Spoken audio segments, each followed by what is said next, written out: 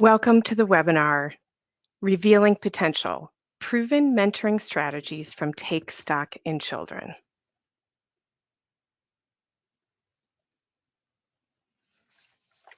I'm your host, Kathy McDonald, Assistant Director for Network Partnerships with the Florida College Access Network. There I am. Now you can see me. Good old technology. I'm thrilled to welcome on our webinar today, Marcy Poston, who is the Director of Programmatic and Professional Development Services with Take Stock in Children. For over 20 years, Marcy's been involved in education on various levels as a middle school language arts teacher, as an after-school tutoring program director, and a preschool teacher. For the last 10 years, she has enjoyed involvement with the Take Stock in Children program, where she saw the life-changing impact the program had on students, families, and mentors.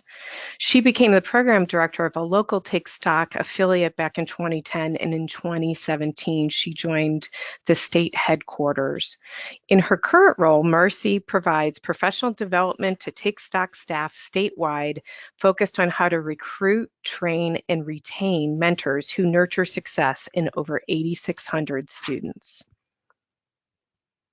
I'm also excited to welcome on our call today Tia Brock, Program Director and Student Services Coordinator for the Education Foundation of Alachua County and Alachua County's Take Stock in Children program. She oversees all their college readiness events for their 353 students. And prior to joining the foundation, she attended the University of Florida, where she majored in journalism and minored in nonprofit organizational leadership. She graduated in May of 2014. During her time at UF, she interned at the Education Foundation and was a founding member of the Take Stock in Children Alumni Alliance at UF. She enjoys giving back to both the Alachua and Clay County communities where she grew up. A little bit of housekeeping before we get started today. You can submit questions to our presenters in the questions section of your dashboard, which should be on the right side of your screen if you're logging in from a desktop computer. You will leave time at the end, but you can submit those questions at any time, and I encourage you to do so. We're also encouraging you to share what you're learning on social media. In particular, you can find FCAN at Twitter. Our Twitter handle is at FL College Access, and I encourage you to use the hashtags FCAN and hashtag Mentoring Month. Finally, there you will see two handouts in the handout section of your dashboard.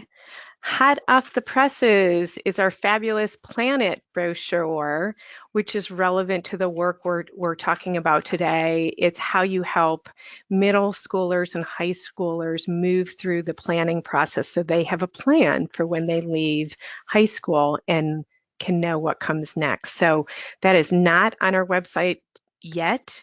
So as an attendee of today's webinar, you get early access to that, and that should be in your handout section on the dashboard. I have also uploaded the slides as well. We are recording this webinar, and both the materials and the recording will be sent out within a week of today. Okay, so I know we have some new folks on the call and who may not be as familiar with FCAN. So very quickly, our mission is to create and strengthen a statewide network that catalyzes and supports communities to improve college and career readiness, access, and completion for all students. And our vision is to see 60% of working age Floridians holding a high quality post-secondary degree or credential by 2025 in order to prepare Florida residents for being ready for the jobs of tomorrow. We do our work in three primary ways. First, through local college access networks, which are cross-sector strategic alliances working together to help students in their college and career readiness journey. The second phase of our work is our research and policy work, where we produce student-centered research and policy analysis and act as a clearinghouse for college and career readiness data. And the third way we do our work is through our statewide initiatives currently under the umbrella College Ready Florida, where we help over 300 high schools and community groups throughout the state of Florida and helping students envision their future, apply to college, and then get the money they need for college by completing their FAFSA. So to get us started today and set the stage, some of you may know that January is Mentoring Month, which is an effort to raise awareness about the life-changing work mentors make in a student's life and to encourage more adults, more caring adults, to become mentors. That's because we have a mentoring gap in the United States. About a third of all students do not have a mentor outside their family. And when you think of the complicated process of going to college, our first generation students in particular may have the desire to go to college, but their parents may not understand the process. And so a mentor can be a really critical bridge in that process. We also know our students who are mentored are more apt to show positive life choices that can help them succeed. 46% are less likely than their peers to start using drugs. 52% are less likely than their peers to skip a day of school. 55% are more likely to enroll in college, and 81% are more likely to report participating regularly in sports or extracurricular activities. Now, we know we have many organizations listening in today who either already have a mentoring program or would like to start one. And one of the things we've learned in a mentoring program is a big challenge is attracting mentors. So the National Mentoring Partnership started the Mentoring Connector, which is a free volunteer referral service that helps quality youth mentoring programs like yours recruit more volunteers to become mentors. So you can register your program on the URL you see on your screen. And then those folks who are interested in becoming mentors can search for programs in their area using their zip code, and they can contact you directly. Last year, because of National Mentoring Month, they had tens of thousands of completed searches on their website. That's nationally, of course, not just for the state, but quite a few people willing to contribute their time. So I encourage you to log your program on there so you can find your next generation of caring mentors. And then finally, if you're already offering a mentoring program, I encourage you to nudge your mentee. January 31st is Thank Your Mentor Day, and it gives them an opportunity to recognize the difference their mentor is making in their lives. Okay, so let's get you all involved and help our guests know what your biggest challenges are. So if you can participate in the poll, what is your biggest challenge to starting or expanding a mentoring program in your organization? Go ahead and start voting. Is it finding volunteers, getting leadership buy-in? Is it raising scholarship funds or providing activities for mentors and mentees? Let's give that a couple more seconds.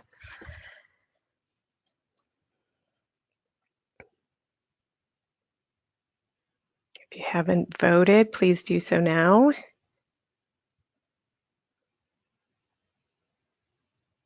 It's looking like volunteers, as we just talked about, is a big challenge. Providing activities. Okay, so let's go ahead and close that out. Let me share those results with you. So nearly 50% finding volunteers. So hopefully that link I just shared with you is one tool you can use. I know Marcy and Tia have some other suggestions for you on that front, so we'll talk about those in a little bit. Providing activities for mentors and mentees. Take Stock does a great job on that, so I'm sure Marcy can mention some of what they do there. Scholarships. So a little bit of everything, but volunteers and activities are certainly the biggest contenders. So with that, Marcy, why don't you start us off if you wouldn't mind, some folks on the call may not be familiar with Take Stock. Do you mind starting with sharing a little bit about Take Stock so that folks know who you are and what you do? Absolutely. Thank you for having us on today, Kathy, to be part of this conversation. Take Stock in Children is a nonprofit organization, and our mission is to break the cycle of poverty for underserved students throughout Florida by giving them access to education. And I will be sharing more about our model and our program as we go forward in this today. But I wanted to start off with one of our newest videos that kind of highlight our mentor relationship. And it's from two of our scholars out in one of our programs and their mentor, and they're going to share briefly about their mentor relationship and all of the benefits that all three have received by being involved in mentoring.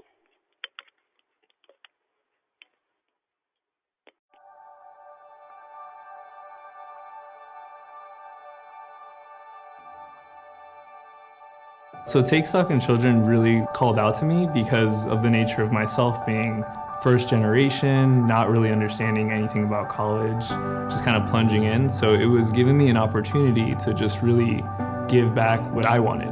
When I got the piece of paper saying to apply for the scholarship, I knew exactly what I wanted to write about.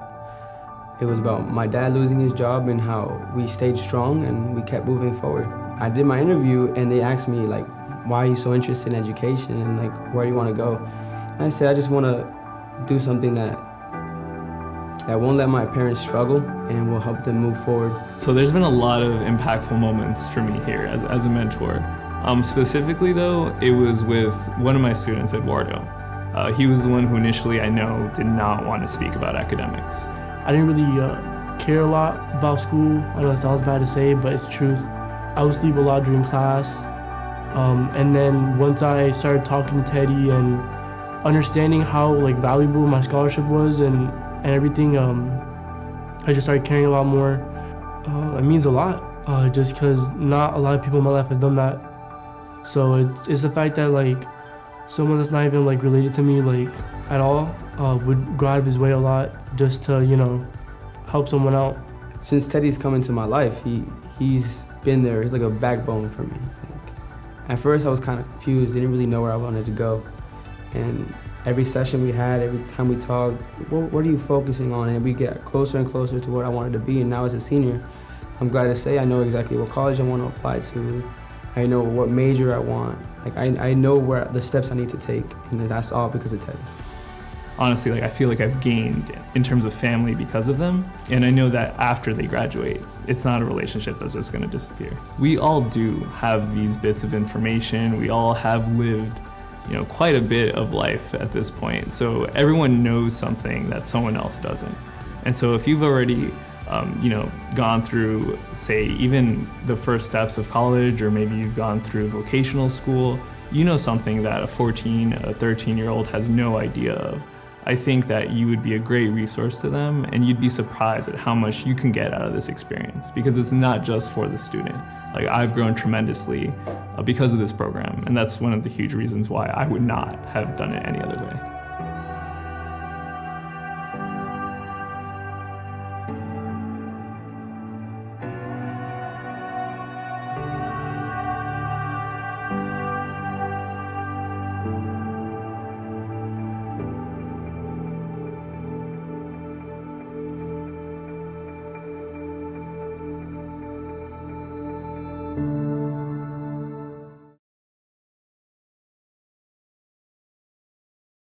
Because it shows the perspective not only from our mentor's perspective, but also from a student who was very excited about having a mentor and one who wasn't very excited about the prospect of talking about education or having a mentor when he started out. And I just wanted to show that short videos so that anyone who's out in the trenches that are involved in mentoring, that you don't lose hope that even the most reticent student with time and the right resources can come around to mentoring, and just encourage everyone, because I know it's a difficult task ahead for people to be involved in mentoring, and I just wanted to start off on a real positive note. And at this time, I'm going to share a little bit more about our program. If you could advance the slide, please, Kathy. Take Stock in Children is a nonprofit organization. We are based in Florida only, and we have been in existence for 24 years. We've been offering college scholarships to students, providing caring volunteer mentors, and instilling hope of a better life for our Florida's underserved students. We have 45 program affiliates, and we serve throughout the 67 counties within Florida. And since 1995, we have had over 10,734 mentors served in our program. They have dedicated over 2,400,000 volunteer hours to our 32,430 students and counting. These are our most recent facts. So we have had a lot of experience in this area. I would like to share our program model, if you could advance the slide. We are more than a mentoring program. While Take Stock in Children is an in-school volunteer mentoring program, we also play a vital role in student success because we have a combination of mentoring, college readiness, accountability, and college scholarship that provides our students and families with that hope for a brighter future and the ability to break the cycle of poverty for their family. The question for our student is not if I go to college, but when I go to college. Students are recruited into our program between the grades of 6th and 9th grade. And once they sign their contract and start with our program, students are provided with college success coaching and a volunteer mentor. Once the student successfully graduates from high school, they utilize their Take Stock in Children Florida Prepaid Scholarship to attend a Florida public post-secondary institution of their choice. And through our new initiative, Take Stock in College, the students continue to receive support throughout their college years, ensuring that our students are successful in college, career, and eventually in their life. If you could advance the screen. Our students not only significantly outperform their at-risk peers, but they also outperform all students regardless of their family background. Currently, our high school graduation rate among our Take Stock in Children students is 96%. Our college enrollment is at 92%, and our college graduation rate is at 67%. And you can see here on this chart how we compare to the nation as well as just our peers here in Florida. If you can advance the slide. As Kathy mentioned earlier, we do have a mentoring gap here in the United States. And she was referring to a fact that came from the National Mentoring Partnership 2014 report that was published that was entitled Mentoring Effect, Young People's Perspectives on the Outcomes and Availability of Mentoring. In this, it was a groundbreaking report. It was the first time that there was a national survey that explored youth perspectives on the outcome and availability of mentoring throughout our nation. And that report is where it was established that 1 in 3 students are growing up without a mentor. The report also relayed that the rates are even higher if you are an at-risk student. It reported that most likely the cause for that increase for an at-risk student is the compounding risk factors, including poverty, limited networks, schools with very large proportions of high-need students, and under-resourced communities. If you translate that into real numbers, you were looking at approximately 16 million youth in our nation who do not have a mentor. And if you look at having a higher at-risk rate, you were looking at about 9 million of that 16 million being students that are at risk that will reach the age of 19 without ever having a mentor involved in their life. That is 16 million youth that are left to navigate life without someone to help show them the way to a better future through education. That's 16 million youth that are do not have a mentor to help them develop good decision-making and planning skills. They don't have someone to model relational skills to work with peers, adults, and their individual employers. And they also don't have someone in their life that's able to teach them to make healthy choices and build their self-esteem. With mentors, the game changes for these youth. And these are just some of the benefits listed here. Mentoring is a proven strategy for positive youth development. Mentors help students build relationships by offering guidance, support, and encouragement to cultivate the students' positive and healthy development. Youth are more likely to succeed in life, as we saw in those earlier statistics. And it enhances a young person's learning skills and helps them build resiliency and self-control, which are very important for them to be successful. Please advance the slide. There are 5 mentoring strategies that have been consistently effective in our work with at-risk youth here at Take Stock in Children. And I think that these set us apart at some times for the success that we've had. And I would like to explore these a little bit further. Mentoring that is mission-driven and goal-oriented is very important for a mentoring relationship. By sharing your mission and vision of your organization with your potential mentors as you're recruiting, the mentor is available to make their own determination if what they envision for mentoring aligns with your goals for your mission for your organization. And it also will see if it aligns up with their internal drive for even pursuing a mentoring relationship. Here at Take Stock, our goal is college readiness, and we share that with our mentors when we are recruiting them as well as during our training. So they are very much aware of what we're trying to accomplish in our organization to help the next generation break the cycle of poverty. So that has been very successful in building our mentoring pool, that not only recruitment-wise, but also being able to retain our mentors over time. Having a set goal allows the mentor and mentee relationship also, because they can have a focus and they have a foundation on which they are building their relationship. So it's not just I'm coming in here because I want to help youth. I'm coming in here with a specific purpose of how I'm going to help this youth make a difference. And I think that that is pivotal in a mentoring relationship, especially as it's being established. Also, having a contractual commitment outlines the parameters of the mentor and the mentee relationship, and it sets expectations and creates accountability for all the parties that are involved in the mentoring relationship. In our program, once a student is selected, they sign a contract with their local program, their local Take Stock in Children program. They sign it as well as the student and the parent, and they're agreeing to all of the academic and behavioral standards of our program, and they're also agreeing that they will meet regularly with their mentor on a school campus.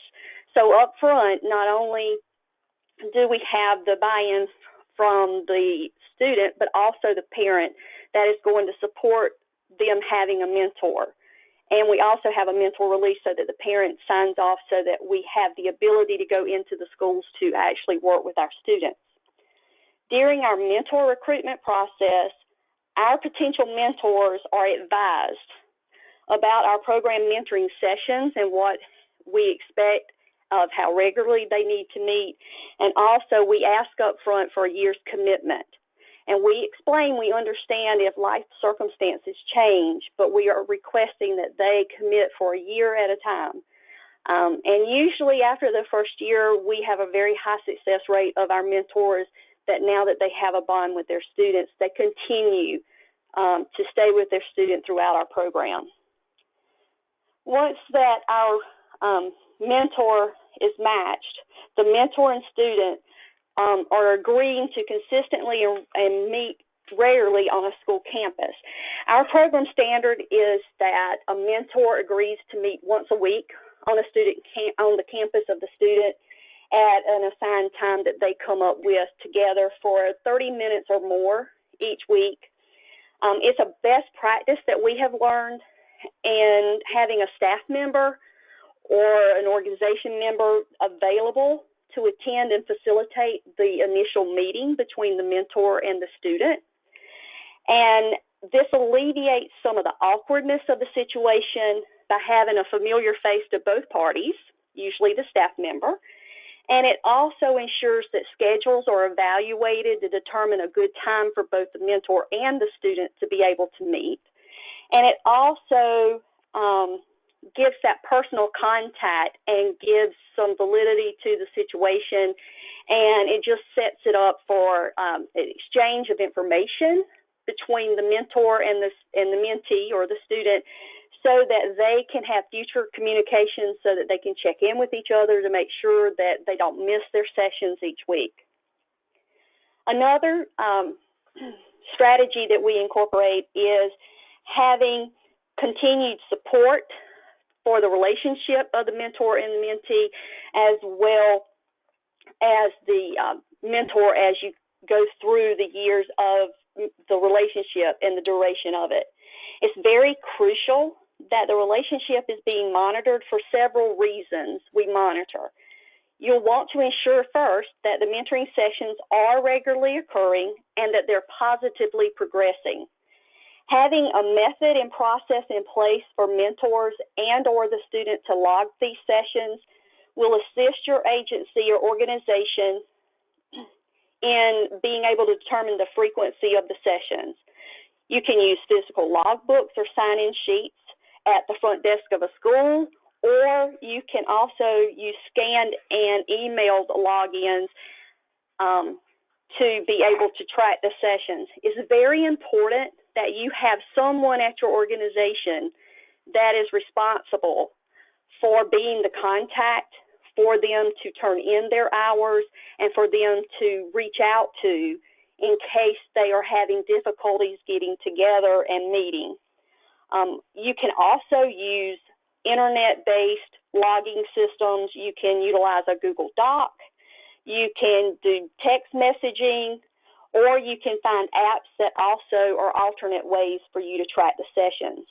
All logged sessions should be reviewed on a designated time frame.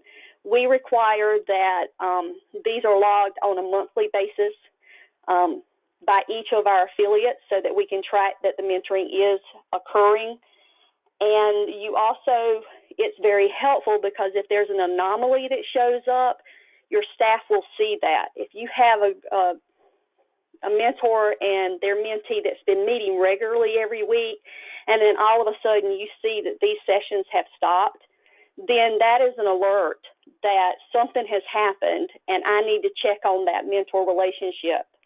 It's very, very important to do early interventions so that you can get in and problem solve before you have a total breakdown of a mentor-mentee match. Sometimes it's just miscommunication is the issue, but you won't know unless you've jumped in to evaluate that as it's going along. But if you're not monitoring your mentor sessions, you might not be aware that there is a problem that arises. It's also very important to maintain relational support to your mentors and mentees. You want to ensure that any issues or questions are addressed in a timely manner.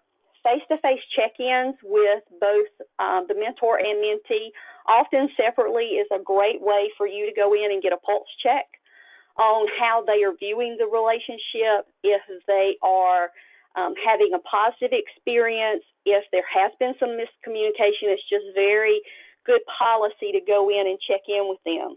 You can also utilize emails, text, phone calls, send out notes and cards to be able to keep that line of communication open. There's a few best practices and tips in relational support that I personally would like to mention at this time. It's extremely important to make efforts to communicate with your new mentors and the mentees in the early stages of a new relationship or mentor-mentee match. Checking in individually to see how they feel about the situation, and this gives you very valuable insight and gives you the opportunity to give guidance and resources if you find that they're struggling as they're trying to build that relationship, because how they start off is very important, because that's going to be the foundation for their bond as they build that relationship. Delivering training, resources, and workshops are invaluable to your mentors as well as your students. once all of your vetting processes are over, you need to have an initial training session. And included in that training should be an overview of your program and what your mission or goal is for your mentoring, as well as you can outline some best practices and some parameters and practices, such as what's an acceptable venue for you to be meeting, how long do you expect their sessions to last, how often do you expect them to meet, what's an appropriate way for them to keep in contact with one another in between mentoring sessions. Having mentoring resources also available to your mentors to use during their mentoring sessions is also incredibly helpful, and it also ensures that their mentoring time is structured and that they can stay focused on what the objective is. In our program, we developed internally a mentor toolkit that's specific to the Take Stock program, but it also in there, we work on career exploration and career readiness, but also some social emotional skills as well, planning, organization, study skills. Ongoing education through workshops and webinars are also another avenue that we use to give additional support, and these efforts can also be enhanced and passed along by passing along helpful articles, a newsletter, suggested reading lists. We've done a little bit of all of that to keep our mentors up on current information about mentoring as well as college readiness. And the fifth and final strategy is offering alternative platforms for mentoring. As you can imagine, quite a bit has changed in the 24 years that Take Stock has been in existence. So technological advances and changes in school schedules and just the overall pace of life has increased substantially over the years. So we have been looking at other additional opportunities to be able to serve our students. Group mentoring and virtual mentoring are alternate platforms that we have explored and have piloted to be utilized as supplemental methods for the traditional face-to-face mentoring sessions.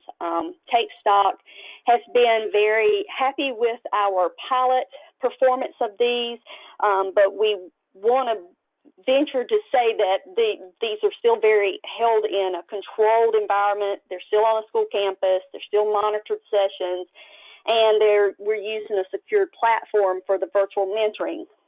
But we also realize that the strongest bonds are built with face-to-face interaction, so that is our preferred method, and the others are being used supplementally. And can you advance, please? Many of the strategies that we just discussed will go a long way in providing needed support for your mentors, but one of, I think, the most important ways to support your mentor is to listen to them. Being available, maintaining open lines of communication, that is going to go a very long way in developing good rapport with your mentors. As part of being an active listener, you need to take the time to reflect on what they're saying to you and think about the feedback that you're receiving from them. Mentors can offer a wealth of insight into what's going on with your youth that they're serving, because frequently they are going to be seeing their mentees more often than someone from your organization. They are often the first to sound the alarm when a student is falling off track or experiencing difficulties, whether it's in home or at school or in their community. They can be a conduit between the student and resources that are available that they can help get them hooked to for you on your behalf. And they also will freely let you know what type of resources and support that they need. If they have that relationship with you, they will let you know. It is crucial that not only are you listening to them and you're reflecting on that, but you also respond. Each day throughout our network, this is a repetitive cycle that we from the state office all the way through the network, where every day is a new day and every day we're adjusting to continue to meet the needs of our students and to give the support to our mentors out in the field and to be effective. We are constantly listening, reflecting, and responding, and that often involves thinking outside the box and adjusting methods that have served us well. Each year we bring in new students. They all have their own unique personalities, their own needs, and what might have worked for last year's group may very well not work this year. So each local affiliate also works within a very unique and dynamic community that they serve. Those communities have their own needs, their own strengths, their own challenges. So we have to tailor our services, and our local programs have to tailor the services to meet the needs of the area that they're serving. So it's a continual adjusting and evolving, but we keep in the forefront that our specific goal is that we have promised our students services to not only help them navigate the whole high school years and the college preparation, but we're also there to help them navigate through the rest of that into their career. So we just keep that in the forefront as we're out there supporting our mentors. So at this time, it is my distinct privilege and pleasure to invite my colleague Tia Brock from our Alachua program to join into our conversation. She is a proud alumna of our program, and she currently, as was mentioned earlier, she's a student services coordinator, so now she's giving back on the other side of the equation, and she would like to share her unique story with us today of Take Stock in Children. Tia? Yes, hello, good afternoon, everyone. Thank you so much for having me on this call. It has been really a long and rewarding journey with Take Stock. Through this program, it really provided me with the support of an amazing mentor, and because of her, I have found my why and purpose in life, and I'm excited to share that with you today. So I came into the program when I was in 7th grade, and as promised, Take Stock provided me not only with the hope of a college education and a scholarship, but I was also given a consistent, committed role model, friend, and mentor, Miss Janice Tucker. Miss Tucker not only ensured that I would graduate from high school and college, but that I would also reach my potential and achieve or exceed every personal and professional goal that I set for myself. She was the reason I went to the University of Florida, go Gators, and she was my motivation for wanting to give back to the program while in college. This is what led me to volunteer here at the Alachua Take Stock program, and it was here that I would discover that linking low-income, underrepresented youth to mentors and resources could break the cycle of poverty. I soon knew that I had found my calling in life, which is very exciting. And so when Marcy, asked me to speak on this call, I thought, what am I going to talk about? This program is so deeply rooted in my identity. But however, Jillian and her team with this new mentor recruitment campaign, It Takes a Mentor, and it truly does made it really easy for me to know, what I could talk about. And so today, if you advance the slide, I will be sharing with you, what I think, why it takes a mentor. So, in Take Stock in Children, students know someone believes in them because the program gives them a mentor from the start. So before the mentor even meets with the student, they have already been trained and are committed to meeting with their student on a consistently each week. This is what makes Take Stock in Children mentors different from any other mentors. Throughout my life, I've had several mentors, and I have served as a mentor for others as well. However, those mentoring experiences happened because either we were on the same career path, we desired a similar position, or we picked up a new hobby. Those were very different mentoring experiences from the ones that I experienced with Miss Tucker. Miss Tucker met me where I was at, a shy, soft-spoken girl whose biological parents were absent the majority of her life. Miss Tucker could see that I was a young girl who still had her whole life ahead of her. She looked beyond my environment and the generational history that predicted possibly that I would be a teenage mother who would rely on government assistance. But instead of looking at that, my mentor got to know me.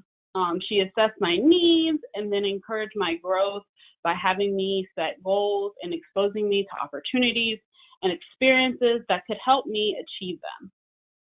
These included attending student shadow days at UF, applying to universities because that wasn't my plan, and then completing internships and running for executive positions within college organizations. I became a mentor straight out of college. In contrast, my mentor had been in her career almost 20 years when we met. And though I was much younger and just starting my career, I was able to reflect on the mentorship and use my experience to mentor 2 students who are now high school seniors. Both students have similar backgrounds to my personal story. And I have been able to use my experiences to encourage my mentees to challenge themselves. One has chosen to be a leader in ROTC, while the other pursues a dual enrollment during both her junior and senior year. I'm just so proud of them and so excited that they too will be first-generation college students. And they're just remarkable, and it just reminds me each day why I do what I do. And so, yeah, and then also just having all of the experiences and encourage them to keep going and remain resilient in every aspect of their lives. So we can advance to the next slide. And so this just going to share a little bit about what I do as the Take Stock Student Service Coordinator for the Alachua program. We serve 353 students in our program, and each of them has their own individual mentor. And mentoring is just so fundamental to them escaping poverty and achieving their goals. So ensuring that they are meeting with a mentor is our number one priority. So to ensure this is occurring, each Monday morning, our staff meets to analyze our mentor sessions and our mentor needs. This allows the team to be aware of any issues and intervene in a timely manner to resolve any barriers or challenges that might be preventing mentoring from happening. Another part of my job is providing these students with experiences that they would not otherwise have. And that is just so important for them to feel like they're a part of something that's bigger than themselves, and to feel like they belong and that we're here to truly help them reach college and beyond. And so we provide them with college tours when we're able, laptops, as you'll see in the picture. We do career speed dating workshops, and then also make sure that they're engaging with our alumni. And we have panels that come out to events and speak to the students. And really, this encourages them, I feel, to want to do well in school and to keep up the requirements of their Take Stock in Children contract. These requirements include maintaining positive behavior, having good attendance, and doing well academically, which are the educational pillars to ensure that they are successful beyond college graduation. And I feel so lucky that this is my job. So thank you all for having me on the call to share my story. Thank you, Tia, for sharing your story with us today. As our students matriculate to college, they're not immune to the same barriers that a lot of students have for college attainment that impede the low-income first-generation college students. Financial and family concerns often plague our students just as well as understanding and navigating a college campus and the enrollment process and various unaddressed fears that crop up over that summer, especially as they're matriculating to college. This can often derail even the most motivated students. And so to assist our students further with the transition to college and persisting with degree completion, our new initiative was launched this year, Take Stock in College. Please advance the slide.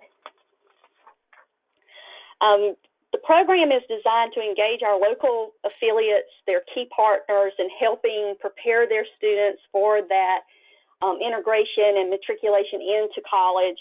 We have requested that our mentors stay in contact during the college years with their their mentee, realizing that it won't be a weekly occurrence, but just checking in and still being there as a sounding board for these students to provide that familiar support that they've had while they were working towards high school completion.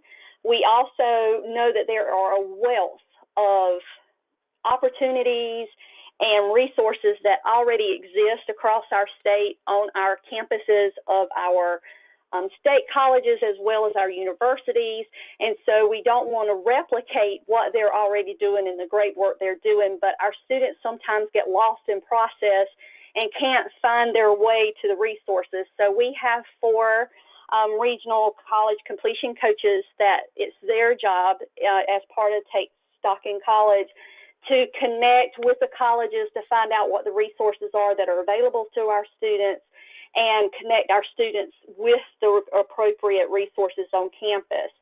We realize that they've gone from having a local program that they could contact and also their mentor right there to kind of help them through the high school, and now they're on a college campus, often out in another part of the state.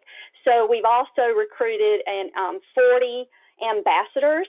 These are Take Stock in Children alumni, and we call our alumni after they graduate high school. So these are college students that are in their 2nd or 3rd year of college already, that have already navigated that transition well, and we have an ambassador on each of the 40 state college as universities, someone there to connect the students to be a peer-to-peer connection to help boost the resiliency on each of these campuses, so that there is someone there that they can turn to, and we use our graduations and during the transition time to introduce them to those resources that they have available to them through their college completion coach as well as their student ambassador on their selected campus. If you could extend, thank you. We realize that strategies for mentoring college students are going to be different, especially for our mentors who have enjoyed being on a very enclosed environment on a regular schedule, but these are not only helpful for our mentors as they move forward, but they could be used by anyone who wants to be mentoring students in a college environment. One of the most important things to do is to utilize technology. That's what they rely on. They are digital natives, and so we are encouraging them to stay in contact through Skype, Google Duo, FaceTime, texting, email, whatever works for them to be able to continue to retain that contact that they've had. Also, we have had to make them aware that they need to be flexible. They need to be available. A college student, they're a young adult. They're trying to learn how to adult. They have a lot of commitments with things on campus, with classes, probably working a job also. So being flexible and being available is very important to be a mentor to a college student. Listen. A lot of times they can solve their own problem. They're just looking for someone to bounce those ideas off of and to listen. It's very important to realize that that role has evolved from maybe being the guidance part of it. Now you're being more of a support system, so the listening and the offering support and encouragement, those kind of go hand in hand, because you're now maturing into a different situation, and they're a young adult and they're making their own decisions, but you're there to offer that support and continued encouragement that they've had throughout their high school years. And it's a great time for them to be able to listen and share their joys, their frustration, and just allow them to emote and to be able to share their emotions as they go through this time of great development and growth. And also, it's very important for mentors to encourage their students or mentees to seek online campus supports. There's programs, there's departments that work specifically with first-generation college students, with freshmen, even your transfer students if they choose to go their first 2 years to the community or the state college and then matriculate over to the university. Colleges even have courses, as you know, on incoming freshmen that helps them about college life and how to navigate their campus and to make connections and build that resiliency. So on-campus clubs, intramural teams, service organizations, there's just so many opportunities for these students to get plugged in so that they're not isolated. So it's very important for them to go and look for other peer-to-peer mentoring relationships as well while they're on campus. And some of you probably are thinking, well, how do you find a pool of volunteers to go into a college campus to mentor? Staff and instructors are always a good pool to look at. Service organizations on campus to set up peer-to-peer mentoring is another one. Community leaders and organizations in your community, just as you would draw from that when you are doing mentoring in a lower grade level, you still have those resources. As well as if you have any, in our case, our alumni are a great source for us to recruit to work with our students as well, especially if they're on the same college campus. So those are just some of the ideas that we've explored to try to continue through our college and get our students not only through college, but also to the next phase and start their career successfully. And so, as always, if there's any questions that you have or any information that you want to know about Take Stock or our Take Stock in College initiative, feel free to contact me, and I'm sure Tia is available as well for more information. And so at this time, I'm going to turn it back over to Kathy for questions. Thank you. Thank you, Ms. Marcy. Actually, one question did come through from Ruth, who asked about, with regards to your college program, are you also helping students who are connecting to state technical colleges? At the current time, we have targeted just with the resources we have right now. Right now it's targeted with our community, our state colleges, and our universities. But I know that is a conversation. So absolutely, that would be something that we would, because we do have students that are on those campuses as well, and so that would be something that could be discussed with our state office, as well as Marilyn Pashano, who is over our Take Stock in College initiative. She's working with that program as well. Yeah. So if she would like to contact me, I can put her in contact with her people to discuss that. Okay, sounds great. One of the things that came to mind is you all, both of you were sharing your experiences is obviously, you all have spent a lot of time not only preparing mentors to be successful and recruit them, but I think sometimes there might be unrealistic expectations. Mentors come in and just think they're going to form that bond from day one because we all hear about these great experiences. So Marcy, why don't we start with you? What's, what do you offer in terms of helping mentors have a little more realistic expectations? I think that goes back to when I was a program manager, and mentor recruitment and mentor support was a daily part of my job. I noted that I did have those occasionally that would come in and they were expecting a different type of relationship, even though during training I had been very specific and about why we're there. And so it took some going back and talking with them and going through the stages of this is what you realistically can expect, and you may not have given it enough time yet, enough sessions with your mentee, and also some background, especially if the student has had some difficulties, which could make it challenging for them to connect to an adult. We just have to bring the expectations back to reality. And let them know that it just takes time. I had that same experience happen with my first mentee, even though I had been a school teacher and I had my own children and thought that I knew what I was doing. She was very shy, very withdrawn, and was going through a lot of trauma in her personal life at that time. And it took a full year.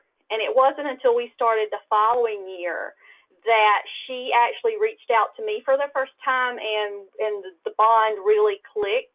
It was a frustrating year, not that she ever did anything, but she just wasn't as engaged. And once we turned that corner, we have a wonderful relationship. She just graduated from UF as an architect. She's doing wonderful in her career, has had some wonderful experiences, and I was able to be there to share in those and be a part of those. So I think that's the biggest part, is coming in and intervening early and being available. And I think that's why it's so important that you get in contact with the new mentors and have that conversation just to see how things are progressing, so that you can intervene if you find that they have unrealistic expectations. Yeah, that's great. Tia, what are your thoughts on that front? So yeah, it definitely is going to take some time for the student and the mentor to create a bond. And so typically, we ask the mentors to kind of give the students about, 3 months. So probably, 4 to 6 sessions to really, figure out this pattern, especially because some of them are as young as, in 7th grade. And so really, it's really hard for them to just figure out, okay, this new person, I got to meet with them. This is a new responsibility, and we're teaching them that and accountability as well. But it's going to take some time just to create a bond. And then a lot of times the students, and I can say for myself, you just don't have a consistent person who's been in your life in some cases. And so knowing that somebody's showing up and wants to meet with you, you're like, okay, why? Because this has never happened before. And it's a great thing, but it really just takes them some time to adjust to it. And it's like, can I relate to this person? Can they relate to me? And just as just as they continue to meet and things like that, they begin to create a bond that will continue on throughout. And especially after they make it through that 1 year, it's really hard to just, pull away. Okay, yeah, I signed up for 1 year. And they just want to come back. Like, I have mentors, emailing me out. My students graduated. I'm ready. Like, when do you have a student available? And we're like, we're going to get some students soon. We'll get you matched up. So, so that's just my personal experience. We only have time for about one more question. And as we saw in the polling, one of the biggest challenges for a lot of groups is recruiting mentors and volunteers. So Tia, why don't we start with you? Yeah, so that's something that we are doing day in and day out. We want to make sure that all of our students are meeting with a mentor, and as we're recruiting new students. And so some of the things that we do is we put on mentor recruitment mixers, where we will have current mentors invite someone to come along with them to a Starbucks or, to a happy hour. And they are able to just meet up and just share their experiences. And then usually our staff has the application and the information there, so that we can also let them know about what the commitment is.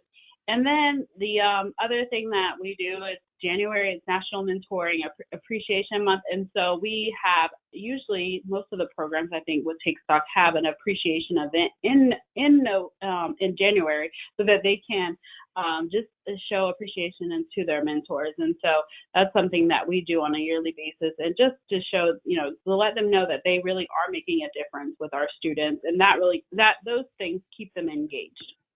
Great. So, Marcy, we've only got a couple more minutes, and I do need to do a wrap up, but one quick question came through that I want to make sure you have an opportunity to respond to, which is, what are your thoughts on a larger group mentoring versus small group or individual mentoring? I feel that our program should decrease the number of mentees each mentor sees at a school at one time. I am personally, and this is personally from my perspective, I am a personal fan of one-on-one, because you get to really know that student very well, and they are more apt to talk with you and to really develop a bond and be more transparent, so that you can help them. However, we do small group. And as I said, on a limited basis, we do have some small groups, but we have very tight parameters about how those small groups are formed. They have to be able to work together, but we also request that those are no larger than about 4 students, and they need to be a little bit cohesive as far as maybe the same grade, and that they all get along well with each other. But we also request that the leader of that group take time to have some individual time with each of those students at some point so that they are getting some one-on-one as well, because but a large group can be difficult to manage. And also to be able to get it can be done and it can be done well, but it can be difficult because you have to find a mentor that has experience not only with working with students, but also kind of managing a group session of students. And so sometimes that can be challenging. But Right. we've kept ours to a one-on-one for the majority. Sounds great. So with that, let me extend my thank you to Marcy and to Tia for sharing their wonderful experiences today. Obviously, there's a lot of interest throughout the state in more mentoring. For those listening in, if you are not already a subscriber to the Florida College Access Network.org subscription list, I encourage you to do so. We have lots of great programming and webinars and policy briefs that we're releasing all the time, and that ensures you stay on top of the latest and greatest of the free resources. Two quick things. Next month is CTE month. So I am so excited to have Tech Express, which is an articulation, a really successful articulation program between Orange Technical and Valencia College. So I'm thrilled to share that with you all. And our summit is in May. The registration should go live next month. If you like what you've heard from Marcy and Tia today, they will be leading a session at our summit. And we have so many good things planned. I'm so excited for you all. So I encourage you to be on the lookout for that registration. And with that, thank you all for joining us and have a great weekend. Take care.